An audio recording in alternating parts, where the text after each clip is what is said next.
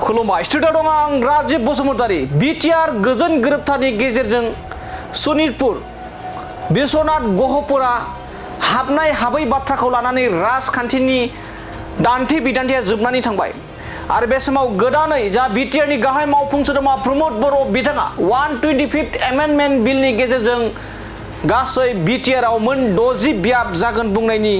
दसे समनि उनावनो कास्टम बसुमतारी बिथाङा गोख्रों फिनजाथाय होदों आरो आथिखालनि BTRनि गाहाय मावफुं सोद्रोमा प्रमद बर'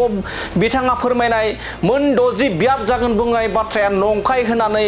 खेंफोरथि होदों BPFनि सासे गोख्रों दैदेनगिरि कास्टम बसुमतारी बिथाङा। कास्टम बसुमतारी बिथाङा ससियेल मिडियानि गेजेरजों आथिखालनि BTRनि गाहाय मावफुं सोद्रोमा प्रमद बर' बिथांनि सायाव खेंफोरथि होदों एबा अजद होदों। बिथांमोन BTRनि CM प्रमद बर' बिथाङा 60 समष्टि जागोन बुंनाया गासैबो नंखाय होननानै बिथाङा बाथ्रा बुंदों आरो लोगोसे बे समाव नोंथांमोना एसे समनि सिगांसो जोंनि खौरांनि गेजेरजों नुना मोन्दोंमोन दि BTRनि गाहाय मावफुं सोद्रोमा प्रमद बर' बिथाङा 125th एमेन्डमेन्ट बिलआ जुलाइ दानावनो जागोन आरो जुलाइ दान जानायनि उनाव बिसायख'थि जोबनायनि उनावनो BTRआव गासै मोन 60 बियाबखौ दाफुंनाय जागोन होननानै बे समाव फोरमायदों। नाथाय बे समाव अजद होदों खेंफोरथि होदों कास्टम बसुमतारी बिथाङा BTRनि अनगायै गासै मोन 9 काउन्सिल ओनसोलाव समष्टिया दाफामनाय जागोन होननानै बाथ्रा बुंदों कास्टम बसुमतारी बिथाङा। नाथाय BTRआव माब्लाबाबो 60 समष्टि जाया होननानै बाथ्रा बुंदों कास्टम बसुमतारी बिथाङा। बे समाव नोंथांमोनखौ गोसोखांहोनांगोन दि थांनाय गोलाव समाव थामहिनबा 2020 मायथाइनि 27 जानुवारि खालारनि गेजेराव बर' हारिनि गेजेराव थामथि BTR गोजोन गोरोबथा जानानै थाङो आरो बे थामथि BTR गोजोन गोरोबथानि गेजेरजों सनितपुर बिश्वनाथ आरो गहपुरा BTRआव हाबसननायनि बाथ्रा एबा हाबसनगोन होननानै आथिखालनि प्रमद बर'नि दैदेननाय गोबां UPPLनि दैदेनगिरि आरो गोबां अर्गेनाइजेसनफोरा बाथ्रा बुंगासिनो दंमोन। नाथाय बेखौ माब्लाबाबो गनायाखैमोन जे सनितपुर बिश्वनाथ गहपुरा BTRआव माब्लाबाबो हाबसना एबा सोसननो हाया होननानै बिथांमोनानो बाथ्रा बुंदोंमोन। नाथाय बे समाव फिन आरोबाव गोदानै अजद दैखांदों कास्टम बसुमतारी बिथाङा। कास्टमा फोरमायदों दि BTRनि गाहाय मावफुं सोद्रोमा प्रमद बर' बिथाङा जाबायदि खौरांनि गेजेरजों बाथ्रा बुंदों जे एमेन्डमेन्ट बिलनि गेजेरजों BTRआव मोन 60 बियाब जागोन, बे बियाब जागोन बुंनाया गासैबो नंखाय बाथ्रा होननानै बे समाव कास्टम बसुमतारी बिथाङा अजद होदों। दानिया फैदो बिदिब्ला आथिखालनि BTRनि गाहाय मावफुं सोद्रोमा प्रमद बर' बिथांनि सायाव जा मोन 60 बियाब जागोन बुंनायनि सायाव कास्टम बसुमतारी बिथाङा गावनि ससियेल साइटनि गेजेरजों माबायदि बाथ्रा बुंदों जों बिथांनिफ्राय आबुङै एबा नोंथांमोननो आबुङै खोनासंहोना लादोनि। आं दिनै BTRनि चिफ मानाव गेदेर प्रमद बर' आदा बिथांनि जि 125th एमेन्डमेन्ट बिलखौ लानानै जे BTCनि रायजो राजाखौ मिसा खोथा बुंदों बिनि सायावसो आं दिनै माखासे फोरमायनो सानदों। गिबियाव आं नोंथांमोना बेखौ खोनासंना लाग्रो। गासै डेलिमिटेशना जागोन जेब्ला 125th एमेन्डमेन्टआ जागोन। दा 125th एमेन्डमेन्टआ थांनाय पार्लियामेन्टआव गुबुन गुबुन रायजोआवबो जिहेतु 6 शिडिउल दङ ओंखायनो जास्लाबाखिसै। जों मिजिंथिदों जुलाइ मासाव बे एमेन्डमेन्टआ जागोन, नाथाय सेप्तेम्बरावनो इलेक्सन जानायलाय गासै 60 समष्टि जानांगोन, बे जास्लाबनाय नङा। जेरै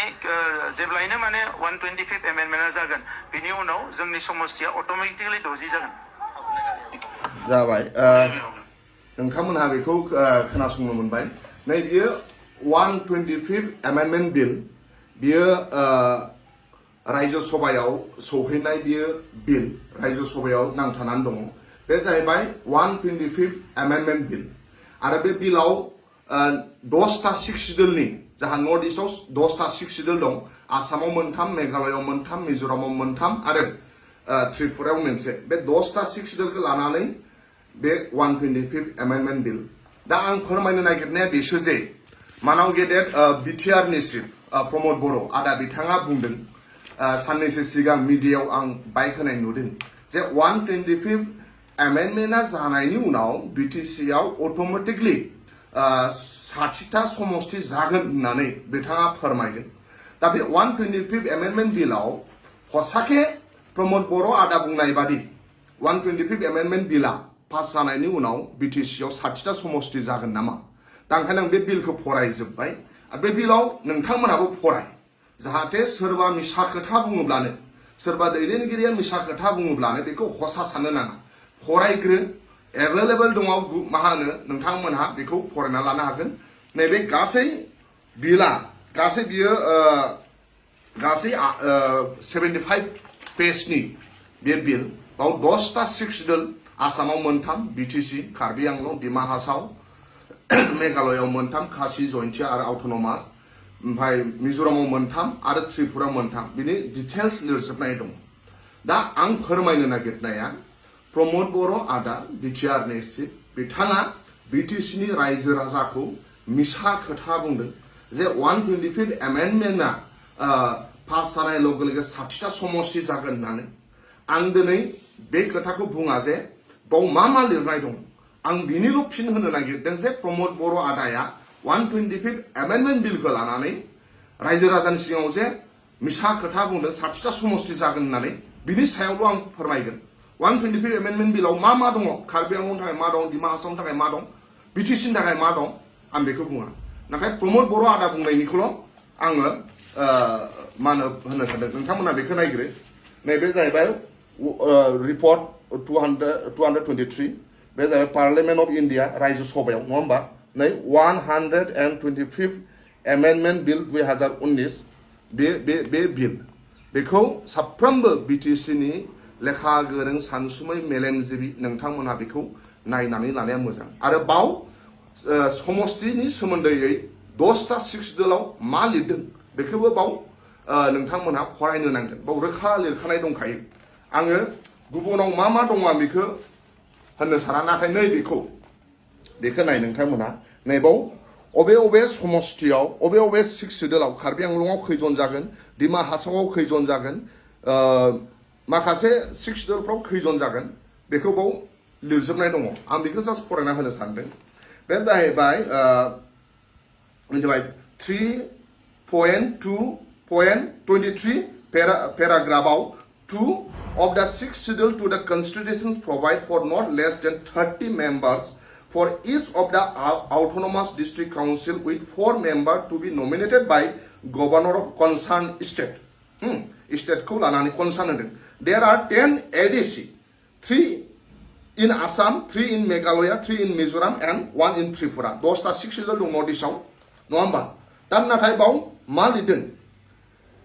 In the present amendment bill, membership of 9 council has been changed. 9टा council को सोलायगोन होनदों 9टा council को BTC को नाथाय 9टा council नि माखासे समष्टि को रिडिलिमिटेशन खालामगोन बिसोरनि membership को बारायनाय जागोन मानोना कार्बि आंलंआबो 30टानि गाहायाव दङ डिमा हासावआबो 30टानि गाहायाव दङ मेघालयनि मोनथाम सिक्सडुलाबो 30 जननि गाहायाव दङ मिजोरामनि मोनथाम सिक्सडुलाबो 30 जननि गाहायाव दं त्रिपुरा बिदिनो खालि बिटिसि आवल' 40टा इलेक्टेड 6टा नमिनेटेड जायो आरो बाव लिरबावदों बेखौ नै मोजां नाय membership of Bodoland Territorial Council has already been change previously माने बिटिसिनि मेम्बारशिपखौ अलरेडि चेन्ज खालामखानाय जाबाय बिटिसिना अलरेडि 12 मालायनि 6 शिड्युलनिफ्राय होननानै बाव रोखा फोरमायखानाय दङ दिनै अब्ला मानाव गेदेर प्रमद बर' खोथा बुंनाया सैथो ना बे 125 एमेन्डमेन्ट बिलाव थानाय जे अबे 6 शिड्युलनि अबे बिसिबां मेम्बारशिप जानांगौ नैबे बिलाव थानाया सैथो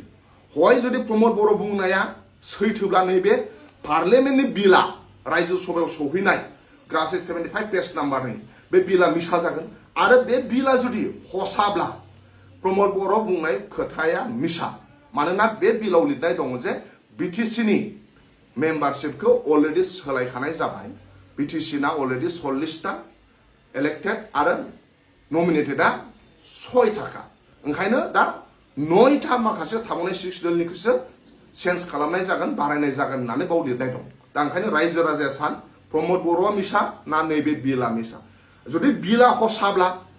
प्रमद बर'आ मिसा खोथा बुंदों ओंखायनो दिनै रायजो राजाफोरा बा लेखा गोरों बिटिसिनि लाइमोनफ्रा जाहाथे प्रमद बर' आदा बुंनाया जे सैथो बे नङा मानोना बिथाङा रायजो राजाखौ गावनि पलिटिकेल स्वार्थनि थाखाय दिनै मिसा खोथा बुंगासिनो दङ आं बे खोथाखौनो दिनै बिलखौ लाबोनानै नोंथांमोननि गेजेराव फोरमायना होनाय जाबाय गोजोन्थों थेंक इउ